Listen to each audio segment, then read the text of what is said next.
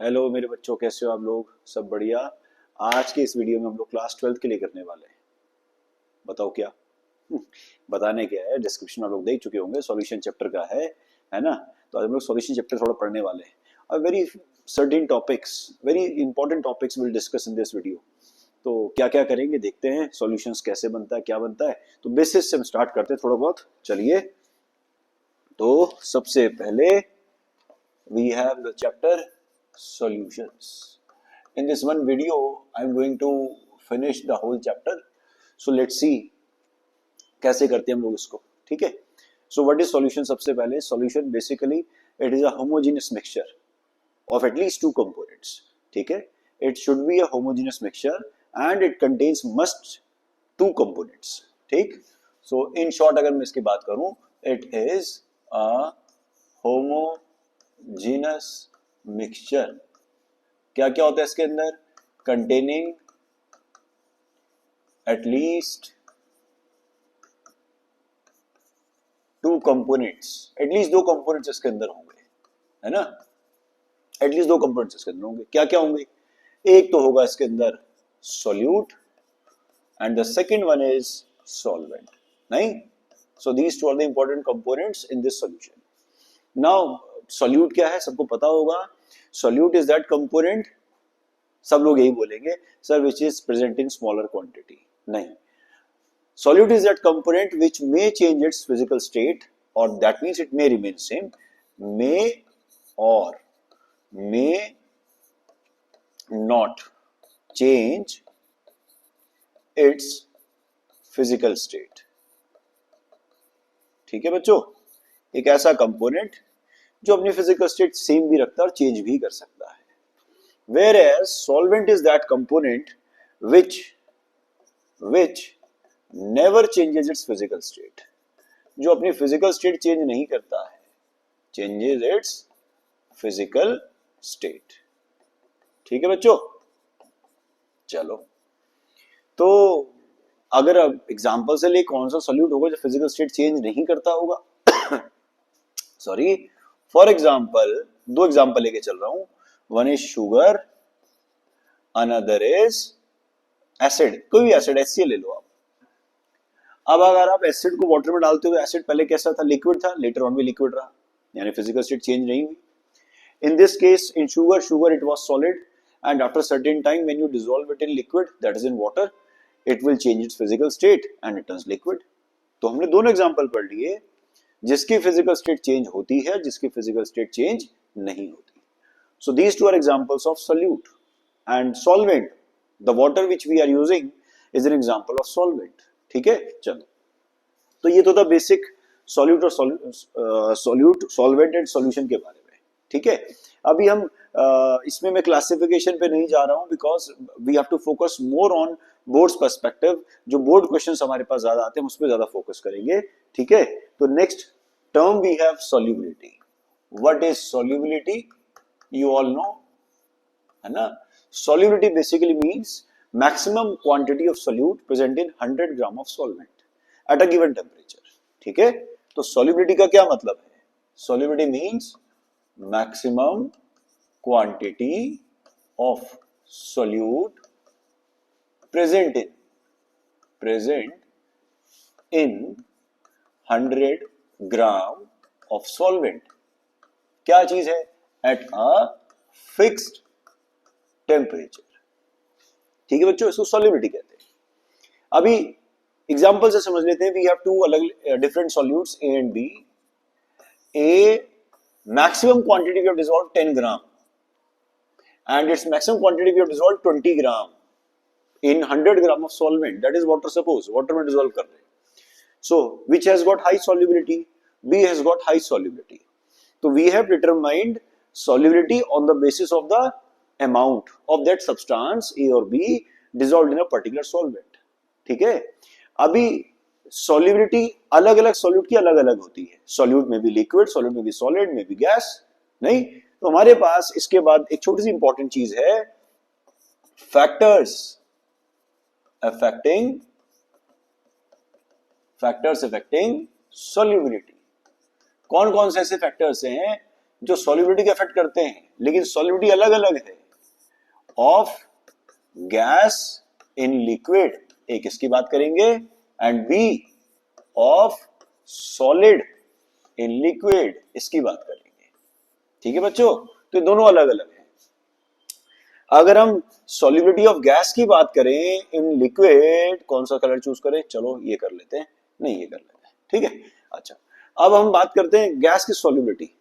तो first important factor is physical state. Physical state means physical parameters like gas which are easily liquefiable, they have got high solubility. ठीक है, those gases which are easily liquefiable by applying a small amount of pressure at a particular temperature, if a gas is getting liquefied, we say the process is called liquefaction. इस process को हम क्या कहते हैं, liquefaction। लेकिन अगर हमने किसी गैस की solubility चेक करनी है, तो if a certain gas has having very high solubility, we say the gas maybe it is easily liquefiable. ऐसा क्यों? Reason, because these gases which already get easily liquefied by applying a small amount of pressure, that means they already have strong forces of attraction or strong attractive forces acting between its molecules. That's why it is getting easily liquefied, and similarly it is also getting easily soluble. ठीक है, तो एक तो factor ये हो गया। चलो भाई, तो फिजिकल स्टेट या फिजिकल पैरामीटर की हम बात कर लेते हैं, है ना। फिजिकल पैरामीटर, तो एक पैरामीटर मैंने आपको बता दिया, gases which can be easily liquefied. Second parameter is gases which are polar. Those gases which are polar are highly soluble in water or highly soluble in polar solvents. Why? Because like solute dissolves in like solvent. नहीं, ठीक है, ये भी हो गया। Now second parameter is temperature. How temperature affects solubility. You all know gas particles are in constant and random motion. That means their kinetic energy is already high. Now if we supply a certain amount of heat energy in the form of temperature, or we are increasing the temperature, in that case what will happen? These gas particles will gain kinetic energy from heat energy, okay, and now the gas particles their motion becomes more random. That means the solubility will decrease. So obviously solubility is inversely proportional to temperature, or we can say temperature is inversely proportional to solubility. Done? ठीक है। Third पे आते हैं बेटे, या ये बहुत important है, pressure. Here we have a law which we call Henry's law. नहीं, क्या है Henry's law? प्रेशर बढ़ने पर गैस की solubility बढ़ती है लिक्विड में। तो whenever we apply pressure over a certain gas, its solubility in liquid increases.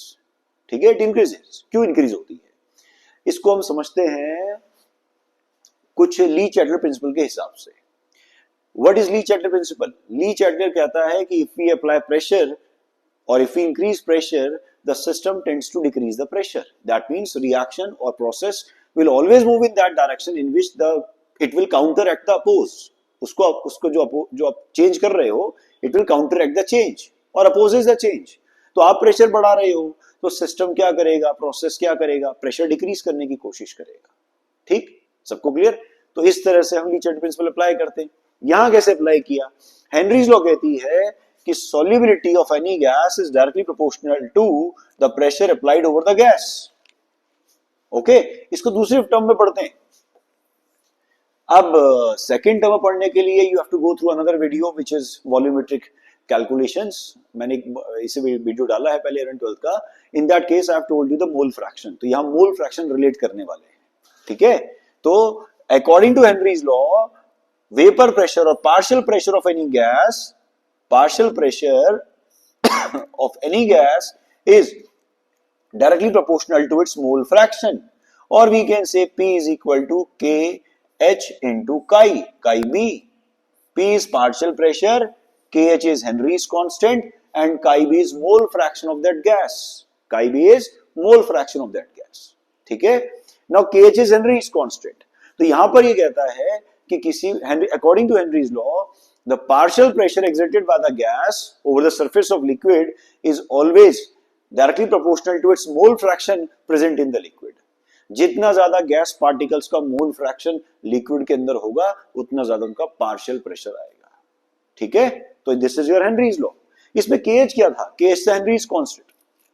इसका क्या फायदा है, इसका फायदा ये है कि with the help of value of KH we can determine solubility. How, क्योंकि केएच बढ़ने पर सॉल्युबिलिटी कम होती है।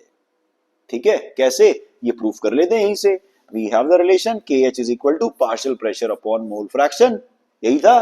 Now if KH value is high, what does it suggest, KH value is high, it suggest that partial pressure is high, and partial pressure is high means that more of the gas present in the liquid gets into the vapor phase, वो vapor phase में चली गई, इसलिए KH की value बढ़ गई। ठीक है, so higher the value of KH, lesser is the solubility of gas in the liquid. Done. So this is your Henry's law. ठीक है, तो ये था हमारा factors affecting solubility of gas in liquid. अब आते हैं factors affecting solubility of solid in liquid. तो सबसे पहला फैक्टर इसमें आता है temperature. How does it affect, generally with increase in temperature, generally it is observed, it is our common observation that with increase in temperature solubility of solid in liquid increases, बढ़ जाती है। ठीक है, but in few cases in class 9th you have gone through solubility curves, वहां आपने पढ़ा होगा, but in few cases with increase in temperature solubility decreases. Why? Reason बहुत आसान रीजन है, फिर से लीचेटर प्रिंसिपल लग जाएगा इसमें। If a process is exothermic in forward direction, अगर कोई प्रोसेस फॉरवर्ड डायरेक्शन में एक्सोथर्मिक है, दैट मींस हीट रिलीज हो रही है, आप टेम्परेचर बढ़ा रहे हो, वो और हीट रिलीज कर रहा है, आप और टेम्परेचर बढ़ा रहे हो, तो क्या करेगा रिएक्शन, उसको कम करने के लिए reaction will shift in the backward direction. That means reaction should not move in backward forward direction, it start moving in backward direction. That means solubility of solid decreases. Okay, it starts precipitating, तभी तो heat absorb करेगा। ठीक, now if a forward process dissolution process is endothermic in forward direction, that means absorbing heat, so if all amount of heat is absorbed, then temperature will fall, so you are increasing the temperature, so in that case reaction will keep on going in the forward direction. Sorry, that means solubility will keep on increasing. ठीक है, तो इस तरह से temperature एक factor होता है। Then second factor in this case again same, physical state, वही चीज आ गई फिर से कि like solute dissolves like solvent, यानी कि आयनिक कंपाउंड्स की सॉल्युबिलिटी जनरली हाई होती है पोलर सॉल्वेंट में, जबकि कोवेलेंट कंपाउंड्स की सॉल्युबिलिटी कम होती है। ठीक है, अच्छा, देन थर्ड आता है बेटे, वी हैव टेम्परेचर हो गया, देन प्रेशर, या प्रेशर सॉरी खांसी बहुत है, प्रेशर का इफेक्ट ज्यादा नहीं पड़ता, because generally if we increase pressure solids are incompressible, solids को हम कंप्रेस नहीं कर सकते, so प्रेशर का कोई इफेक्ट नहीं आने वाला यहाँ पर। So the more two important factors are temperature and physical state. ठीक है, दैट फिजिकल स्टेट में एक चीज आप ध्यान रखना कि जितना interaction between solute and solvent होगा उतनी सॉल्युबिलिटी बढ़ेगी। अगर सॉल्यूट और सॉल्वेंट इंटरैक्ट नहीं करेंगे तो सॉल्युबिलिटी नहीं बढ़ने वाली। ठीक है, so this is all about your solubility. इसमें एक छोटी सी चीज आपने पढ़ी होगी पिछले साल, ये हेनरीज लॉ मैंने पढ़ाया नहीं, इसमें आगे एक चीज कि लिमिटेशंस और इसके एडवांटेज, कहां आप इसको लगा सकते हो कहां नहीं लगा सकते। We can not apply this law to those gases which are reactive in nature, that means which react with solvent like HCl. We cannot apply this law to the gases which undergoes chemical change. ठीक है, जिसमें chemical change हो जाता है उसमें हम नहीं कर सकते, जो डिसोशिएट हो जाती है, HCl डिसोशिएट हो जाती है, अमोनिया रिएक्ट कर जाती है, तो it becomes difficult to apply this law, है ना, तो इसको हम नहीं लगाते। चलो अभी आते हैं हम लोग मोस्ट अवेटेड पार्ट पे, ये इस चैप्टर का जो मोस्ट इंपॉर्टेंट पार्ट है दैट इज वेपर प्रेशर। ये क्या होता है वेपर प्रेशर, यहीं पे हम लोग क्वालिटेटिव प्रॉपर्टीज पढ़ेंगे जो इस चैप्टर का सबसे इंपॉर्टेंट पार्ट है। Vapour pressure means the pressure exerted by vapours at equilibrium, simple सा है, pressure exerted by vapours at equilibrium. ठीक है, pressure exerted by vapours at equilibrium. तो जो गैसेस और जो भी लिक्विड की वेपर्स हैं, सॉलिड्स की वेपर्स हैं, whatever pressure they are applying at equilibrium we call this vapour pressure, उसको वेपर प्रेशर कहते हैं। ठीक है, नाउ वेपर प्रेशर कैसे इफेक्ट होता है, how does this get affected by addition of impurity. So effect of impurity on vapour pressure, इसको भी समझते हैं. Effect of impurity on vapour pressure. देखो जी कैसे इफेक्ट पड़ेगा. So vapour pressure is affected by means of the number of particles escaping the surface, liquid surface, है ना. तो अगर नंबर ऑफ पार्टिकल्स जो लिक्विड सरफेस से निकल रहे हैं अगर उनका नंबर कम हो जाए या ज्यादा हो जाए तो ऑब्वियस सी बात है वेपर प्रेशर पे इफेक्ट पड़ेगा. तो इसके लिए हमने क्या किया, ये इंप्योरिटी ऐड करी. Now this impurities are of two types, volatile and non volatile. ठीक है, these are of two types, volatile and non volatile. Volatile impurities are those, volatile impurities वो होती है which gets evaporated without heating. ठीक. And non volatile are those which do not get evaporated without heating. जो जैसे आपके सामने paper है, लकड़ी है, मस्टर्ड ऑयल है, many oils we have, they do not get evaporated without heating. ठीक, इनको non volatile कहते हैं. तो we'll take three examples. This is closed one. Here we have pure solvent. Suppose here we are going 6 particles going in vapor phase and the same 6 particles are coming back to the liquid phase. यानी equilibrium आ गया, vapour pressure आ गया होगा. Another example we are taking. Now in this case I have added non-volatile solute which is represented by blue color particles. ठीक है. Non-volatile is so it will not go in vapor phase. So only green part will go in vapor phase. तो सिर्फ यही vapour phase में जाएगा और यही नीचे भी आएगा, यही तो होगा. ठीक है. और एक तीसरा एग्जांपल लिया. In this case we have added a volatile solute also. Volatile means it is also volatile, that means it will also go to vapor phase. नहीं, तो ये भी ऊपर जा रहा है. ठीक है जी.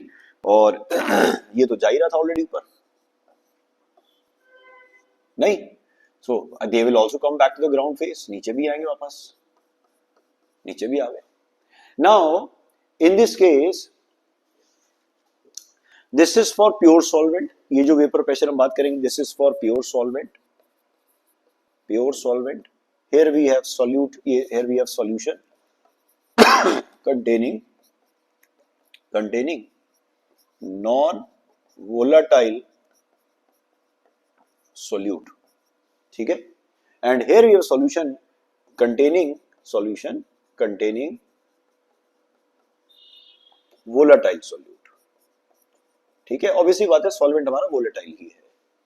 ठीक. Now if we compare all the three, इन तीनों को कंपेयर करते हैं तो प्योर स्टेट में तो वेपर प्रेशर की जो भी वैल्यू स्टैंडर्ड वैल्यू वो होगी ही. Let it be P A nought. ठीक है. We are denoted by sign P A nought. तो ये पी ए नॉट हो गया. थोड़ी धूप तेज आ गई है तो शायद बोर्ड सो जाए. खैर. Now here we have solution contain non volatile. So in this case lesser number of particles are going in vapor phase, here more number of particles are going in vapor phase, that is in standard state. So ultimately this will have lower vapor pressure. सबको इतना clear हो गया होगा क्योंकि vapour pressure कब आता है, जब नंबर ऑफ पार्टिकल्स सरफेस को लीव करते हैं. Similarly here only 3 particles are leaving, here only if you calculate here 6 particles are leaving, so which one will have higher vapor pressure? This one will have higher vapor pressure, this one will have lower vapor pressure. ठीक. So PA will be having lesser vapor pressure than PA naught. ठीक है. Now in this case let it be PA double dash. Now PA double dash, that means again that solution it is having higher vapor pressure than the pure state. Why? Because here both are contributing towards vapor pressure. Both particles are contributing towards vapor pressure. So this is the effect of addition of impurity. ठीक है. चलो अब आगे आते हैं. Now we have a property which we call colligative property. Colligative properties. What are colligative properties? Colligative properties are those which are dependent on number of particles. ठीक है. Colligative properties are those whose magnitude depends upon number of particles. यहाँ पे nature से मतलब नहीं है. Whether these particles are ions, these particles are atoms, electrons, कुछ भी है, does not depend upon nature. ठीक है. लेकिन यहाँ पे colligative properties are those which whose magnitude depends upon number of particles. These particles may be of solute or may be of solvent. ठीक है. अच्छा. तो ये those properties whose magnitude depends upon number of particles, नहीं यही होगा। अब ये कॉलिगेटिव प्रॉपर्टीज कितनी होती हैं? वी हैव 4 प्रॉपर्टीज, हमारे पास 4 प्रॉपर्टीज होती है। First one is relative lowering of vapour pressure, relative lowering of vapor pressure. Second one is elevation in boiling point, elevation in boiling point. Third one is depression. आप मत हो जाना depression में, ठीक है? Depression in freezing point, freezing point का depression हो रहा है। And the last one is osmotic pressure, ठीक है बच्चों? तो ये 4 चीजें हैं इसके अंदर बची हुई। तो relative lowering of vapour pressure, elevation of boiling point, depression freezing point and osmotic pressure. इन चारों में से मैं सबसे लास्ट से शुरू करता हूं, उल्टे से शुरू करता हूं, ऑस्मोटिक प्रेशर से। So what do you mean by osmotic pressure? Osmotic pressure का बेसिक मतलब होता है the pressure applied on the solution side to stop osmosis. Osmosis को रोकने के लिए जितना भी प्रेशर आप अप्लाई करते हो उसको आप बोलते हो ऑस्मोटिक प्रेशर, ठीक है? We denote it by sign pi. It does not have any physical numerical value, ये वो पाई नहीं है, दिस इज ओनली सिंबल, ठीक है? तो यहां पे हमारे पास एक रिलेशन आता है, pi is equal to C R T, और I can say pi is equal to n upon V R T. क्योंकि रिवीजन बेसिस हम कर रहे हैं तो हम इसको शॉर्ट में करेंगे। So this equation is known as van't Hoff theory of dilutions. यहाँ पे वो कहता है कि जो ऑस्मोटिक प्रेशर होता है सॉल्यूशन का, वो डिपेंड करता है कॉन्सेंट्रेशन पे, ठीक है? कॉन्सेंट्रेशन पे डिपेंड करता है, टेम्परेचर पे डिपेंड करता है। So this is how we have got C और टी, ठीक है? अच्छा, आर क्या है? गैस कांस्टेंट है, और it may be solution constant also. तो ये हमारा पाई। Now two solutions having same osmotic pressure are called isotonic. तो isotonic solutions are those which have got same osmotic pressure. Then hypertonic solutions are those which have got which have got higher vapor pressure, osmotic pressure, है ना? जिनका higher osmotic pressure होता है we call them hypertonic. And the last one is hypotonic. Those solutions which have got lower osmotic pressure are called hypotonic. ठीक है? ये है 3 चीजें इंपॉर्टेंट। इसमें से छोटे छोटे रीजनिंग बेस्ड क्वेश्चंस भी आते हैं इस प्रॉपर्टी में से। पहला क्वेश्चन ये आता है कि if we put egg in boil in water it will get swelled up. वो स्वेल्ड अप हो जाता है, क्यों? क्योंकि बाहर सॉल्वेंट का कॉन्सेंट्रेशन ज्यादा था, अंदर कम था। तो जो उसका जो एक्शन है that behaves like a semi permeable membrane. So osmosis starts, that means endosmosis, अंदर की तरफ जा लगता है ना? एक्सो मींस बाहर, तो यहाँ पानी अंदर जाता है, तो एंडोऑस्मोसिस की वजह से स्वेल अप हो जाता है। Same question comes for resin. Resin भी स्वेल अप हो जाता है ओवरनाइट सोक करे तो। क्यों? Again it is due to endosmosis, क्योंकि पानी अंदर जाता है, ठीक? अंदर पानी का अमाउंट कम है। कई बार आता है कि NaCl सॉल्यूशन में जब अंडे को रखते हैं या अंगूर को रखते हैं तो वो क्या होता है? श्रिंक हो जाता है, श्रिंक इन साइज। क्यों? क्योंकि यहाँ पे एक्सऑस्मोसिस होता है, क्योंकि अंदर पानी का कॉन्सेंट्रेशन ज्यादा था, बाहर कम था, तो अंदर से जितना पानी था सारा बाहर आ गया, तो एक्सऑस्मोसिस हो गया। तो ऐसे क्वेश्चंस भी आपको ऑस्मोटिक प्रेशर से मिलेंगे देखने के लिए। Now two solutions having same osmotic pressure are called isotonic. ये कब पॉसिबल है? When two solutions have got same number of moles. जब दोनों के सेम नंबर ऑफ मोल्स होंगे तब आप उनको आइसोटोनिक कहोगे। दैट मींस दोनों के सेम कंसंट्रेशन, ठीक है? तो ये आपका ऑस्मोटिक प्रेशर, ठीक है बच्चों?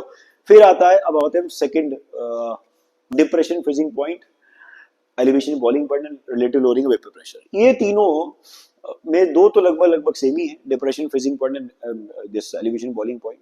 क्या होता है डिप्रेशन फ्रीजिंग पॉइंट, उसकी बात कर लेते हैं। डिप्रेशन इन फ्रीजिंग पॉइंट, आज के इस वीडियो में इतना ही पढ़ाने वाला हूं आपको, ठीक है? या थोड़ा पढ़ा देते, चलो कोई बात नहीं। डिप्रेशन फ्रीजिंग पॉइंट, सबसे पहले फ्रीजिंग पॉइंट क्या होता है? Freezing point is that at which vapour pressure of solid phase and vapour pressure of liquid phase becomes equal. जिस टेम्परेचर पे दोनों फेजेस का वेपर प्रेशर बराबर हो जाए उसको हम बोलते हैं फ्रीजिंग पॉइंट। ग्राफ से समझते हैं। Now this is the point eight which its vapor, this is Tf naught, on this axis we have temperature, on this axis we have vapour pressure, ठीक है। Now this is for pure solvent, ये pure solvent के लिए था, this is for pure solvent. तो यहां पर जो वेपर प्रेशर था लिक्विड फेज का और सॉलिड फेज का बराबर हो गया, ठीक है। Now when we have added solute to this, इसमें यहां से चेंज आना शुरू हुआ, तो its vapour pressure gets decreased and its boiling point is further suppressed, TF. Now this difference is delta TF. नहीं, this is delta TF, that is decrease in vapor pressure or decrease in melting, freezing point. So delta TF कब हुआ? जब आपने उसके अंदर solute add किया। तो B को हम solute लेके चलते हैं, A को हम solvent लेके चलते हैं। So delta TF is proportional to chi B, और we have removed this sign, we have got K into chi B, ठीक है। And finally हमारे पास एक रिलेशन आ जाता है, delta TF is equal to KF into M. This is the final relation which we have got in this relation. You all know how. इस chi B को हम convert करेंगे Na upon Na plus Nb। हम मान लेते हैं कि बहुत डाइल्यूट सॉल्यूशन है, तो Nb को नेग्लेक्ट कर देंगे डिनोमिनेटर से। We have got Na upon Nb only, Nb upon Na। Na को हम कन्वर्ट करते हैं W upon Ma, Ma ऊपर चला जाएगा। K into Ma is constant which we call KF.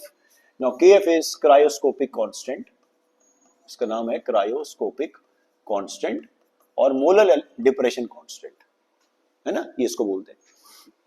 So this is depression in freezing point. Similarly we have elevation in boiling point, again on this same axis we have vapour pressure, on this axis we have temperature. तो ये आ गया आपका, this is for pure solvent and this is for solution. Now, temperature, boiling point क्या होता है? It is a temperature at which vapor pressure becomes equal to atmospheric pressure. So this is PB naught for pure liquid boiling point. And at the solution phase, that means that is in pure state, this is TB, that is boiling point is got elevated. ये बढ़ गया, क्यों?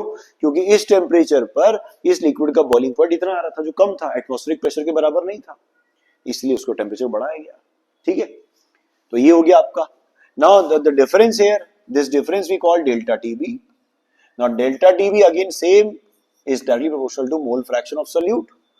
सो delta TB is equal to, finally हम करेंगे तो केबी into M आ जाता है, finally इसमें करते करते नहीं आता, तो केबी इज, इसको केबी को हम क्या बोलते हैं? एब्यूलियोस्कोपिक कांस्टेंट, ये कहा जाता है इसको, नहीं बच्चों, ये एब्यूलियोस्कोपिक कांस्टेंट, ठीक है। तो ये दो प्रॉपर्टीज होगी आपके पास। एक प्रॉपर्टी और है relative loading of vapour pressure, इसको भी देख लेते चलो। लेकिन इसको करने से पहले मुझे आपको एक छोटी सी लॉ बतानी पड़ेगी which we call Raoult's law. क्या होती है Raoult's law? What is Raoult's law? Raoult's law क्या कहती है कि किसी भी सॉल्यूशन का जो वेपर प्रेशर होता है that is directly proportional to the mole fraction of volatile component. तो vapour pressure of any solution is directly proportional to mole fraction of volatile component. नहीं, जितना ज्यादा उसका वेपर प्रेशर होगा सॉल्यूशन का, तो मोल फ्रैक्शन डायरेक्टली प्रोपोर्शनल होगा। तो वेपर प्रेशर मान लेते हैं it is PA, it is proportional to chi A। मान लेते हैं A सॉल्वेंट है जो वोलेटाइल है, हमने सॉल्यूट लिया नॉन वोलेटाइल, तो सॉल्यूट से इंडिपेंडेंट होगा। तो PA must be equal to क्या आ जाएगा? PA nought into chi A, है ना। So this is your Raoult's law. ये राउल्ट्स लॉ है for those binary solutions which contains non volatile solute in a volatile solvent. लेकिन अगर दोनों ही वोलेटाइल हो तब क्या होगा? If both are volatile then दोनों के प्रोपोर्शनल होगा, chi A and PB is proportional to chi B। यहां पे आ जाएगा बेटे PA is equal to PA nought into chi A, और यहां पे आ जाएगा PB is equal to PB nought into chi B। Now क्योंकि दोनों कंपोनेंट वोलेटाइल हैं, दोनों कंट्रीब्यूट कर रहे हैं, तो दोनों को ऐड करना पड़ेगा, तो टोटल प्रेशर तो कुछ और आएगा। It should be PA plus PB. We'll substitute the values. P naught into chi A plus PB naught into chi B. बस हो गया लो। This is Raoult's law for binary solutions containing both volatile components. तो ये Raoult's law है। अब कर लेते हैं हम relative lowering of vapour pressure को। अभी मैं आइडियल नॉन आइडियल सॉल्यूशंस पे नहीं बता रहा हूँ उसमें, इस वीडियो में we are not going to discuss ideal non ideal solutions, वो नेक्स्ट वीडियो में करेंगे हम लोग, ठीक है। चलो, relative lowering of vapour pressure क्या होता है? आपने क्या देखा था सबसे पहली स्लाइड पे, जब हमने सॉल्यूट ऐड किया था तो वेपर प्रेशर कम हो रहा था, यहां पर सेम वही करने वाले हम लोग। जैसे ही आपने प्रेशर सॉल्यूट ऐड किया तो मान लो प्योर स्टेट में वेपर प्रेशर है पीए नॉट एंड बाद में हो गया पीए, ऑब्वियसली बात है PA is less than PA nought, so will calculate decrease in vapour pressure. Now this is equal to delta PA, okay. Now when this decrease in vapour pressure takes place when we have added solute, जब हमने इसके अंदर क्या add किया? Solute. So delta PA is proportional to chi B, और we can write delta PA is equal to PA naught into chi B. Chi B is mole fraction of solute. Now delta PA upon PA naught is equal to chi B. Delta PA upon PA naught is known as, इसको कहा जाता है RLVP, यानी relative lowering of vapor pressure। ठीक है बच्चों, ये solve किया हमने तो हमारे पास रिलेशन आ गया, ठीक है। So this is all about the properties of colligative property जो चार डिस्कस करी यहाँ पर ये, ठीक है। And then vapour pressure, effect of addition of impurity, then solubility, Henry's law, और बेसिक सॉल्यूशंस का। अभी इस वीडियो में आपको मैंने आइडियल नॉन आइडियल सॉल्यूशंस की बात नहीं करी है, एज़ोट्रोपिक मिक्सचर्स की बात नहीं करी है, will discuss later on. And the most important thing is went of factors, उसको नेक्स्ट वीडियो में हम लोग करेंगे, ठीक है। तो समझ में आया हो तो लाइक जरूर कर देना, share and subscribe also. Thank you मेरे बच्चों, टेक केयर।